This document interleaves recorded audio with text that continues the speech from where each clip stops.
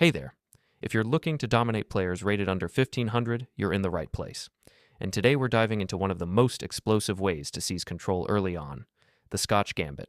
Pawn to e4, pawn to e5. Knight to f3, knight to c6. Now pawn to d4, attacking the central pawn and also preparing the potential to push forward and chase away the opposing knight. Therefore, black will almost always capture the pawn on d4, expecting you to recapture. But here comes the first surprise for your opponent. You play bishop to c4. You prioritize quick development over immediately recapturing the pawn. You can always take that pawn back later if needed, but for now, your goal is to develop your pieces rapidly and start applying pressure on your opponent. In this position, your opponent will usually continue developing either their bishop or their knight. The most commonly played move is knight to f6. That starts to look threatening, as it's attacking your pawn, but that is not a problem. As soon as the knight comes out, you can simply push your pawn forward to a5 and chase the knight away. What I really love about the Scotch Gambit is that your opponent needs to be very well prepared in this line. There's no easy way for them to just make normal developing moves and still get a good position. That doesn't work against the Scotch Gambit. They need to know precise opening theory. For example, in this position, here's a quick spoiler. The only good move for black that really keeps them in the game is the counterintuitive counterblow. But certainly beginner to intermediate level players are rarely even aware of this idea. And even if they are, it's still not easy for them to handle. Now, let's take a look at the more natural moves that beginner players typically go for in this position. Here, black's knight has to move somewhere. They definitely do not want to retreat it back to g8. That's just too passive. If they move the knight to e4, it might seem active, but it's actually quite vulnerable. Notice how your pawn on e5 cuts off several escape squares, so the knight is almost trapped. Later, you can always attack it with your bishop or rook, especially once you open up the e-file. So knight to e4 is not a great option for black either. The most common move played by beginners and intermediate players is knight to g4. The idea here is they're hoping for a double attack. They're targeting your pawn on a5 and hoping it will buy them time to finish developing their pieces. But here comes another unpleasant surprise for them. Now, if you're facing a really strong player, sure, you could just castle and slowly build up your attack. But let's be honest, strong players usually won't fall into knight to g4 in the first place. So, against a beginner or intermediate level opponent, you go straight for it. Bishop takes on f7, a sacrifice that often ends the game very quickly. They are forced to capture the bishop, and now you play knight to g5 with a check. At the same time, this also creates a discovered attack on their knight. So your idea here is simple.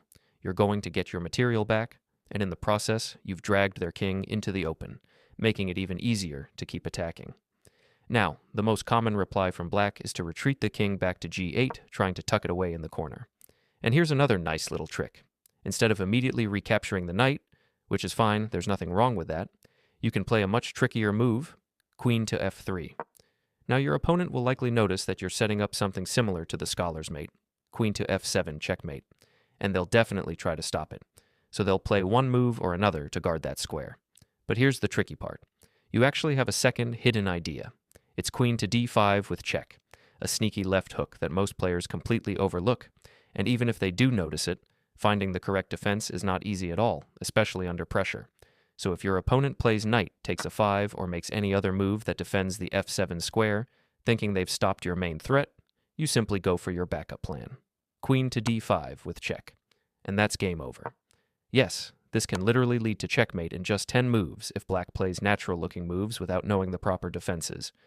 Now, the second most common move that black plays in this position is developing their bishop, often to c5, while also guarding their extra central pawn. But here's what you do. You attack that central pawn again, and now, if your opponent doesn't respond accurately, you can capture the pawn later while also putting pressure on their bishop. And if they play another natural-looking move, like capturing your pawn on c3, thinking they're just simplifying the position, that's already a losing mistake. Think about how crazy that is. Black seems to be playing logical, standard developing moves, and yet, after your bishop takes on f7 with check, they're basically already lost. This is a similar tactical idea that comes up often, sacrificing something on the f7 square. That square is one of the most vulnerable spots in your opponent's position, especially early in the game, so after bishop takes on f7 and the king captures, you follow up with queen to d5. This creates a powerful double attack. You're hitting both the king and the bishop at the same time. Just like in the earlier variation, the goal is to win your material back. But more importantly, you're dragging the king out into the open, making it a wide open target for the rest of your attack. Now, after the king retreats, instead of immediately taking the bishop, you can add a clever in-between check, queen to h5. This forces your opponent to push their g-pawn to g6, weakening their kingside even further. Then you recapture the bishop, but now you've created an additional weak diagonal that will help you later in the attack. For example, the pawn on c3 is currently hanging. You can likely take it with your knight. And if black tries to grab the b2 pawn themselves, thinking they're gaining material, it actually backfires. You simply recapture, and now you're threatening the rook on a 1. Notice how helpful it is that their pawn is now on g6 instead of g7. It no longer guards that long diagonal, which means your clear path to attack the rook. It's a great position for white. And taking your other pawn on b2 only helps you develop your bishop. So in reality, black's captures are actually doing you a favor. Black might try to ignore the rook threat and focus on completing development, but it doesn't really help much, because now you're still threatening the rook, and the real issue for black is not even material, it's that their king is stuck in the center of the board.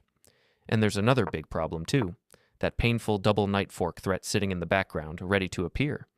Even if black manages to defend against it, your plan remains simple. Push your pawn to a 5, break open the center, and go straight for the king. Even though the idea is straightforward, there's not much black can do to stop it. If black tries queen to a 7, you can respond with rook to e1 and then push pawn to a 5, or even break open the center immediately. Your position is so strong that you can temporarily sacrifice a knight, bring your rook to a 1, and on the next move, start hitting the king and queen with overwhelming pressure. Everything is pinned, and you're likely to win within a few moves. The third most common move from black is pawn to h6. It makes some sense. Your bishop is eyeing f7, and they fear a knight to g5 idea leading to a fried liver-style attack. But the big drawback? They're wasting time instead of developing. That gives you a chance to speed up your attack. One move I love here is pawn to c3, calmly offering them the chance to capture on c3 while you're setting up an even stronger attack.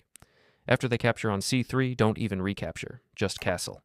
You're basically playing a stronger version of the Danish Gambit since they wasted time with pawn to h6. If they do nothing, you can take back later. If they take, you get 2 powerful bishops and a huge lead in development. If they try to develop with knight to f6, you push pawn to e5 and chase it around. If they play pawn to d6 to control the center, you're still way ahead. Just bring your rook to e1 and break the center open. Queen to b3 is also strong, creating threats along the b3 to f7 diagonal. If they try to pin your knight, ignore it and push in the center anyway. Even if they capture, you can sacrifice your queen. And after they take it, your bishop checks. If they block, you can play knight takes c6 and you win. If they avoid that by moving the king to a 7, you finish with knight to g6, a fancy double checkmate.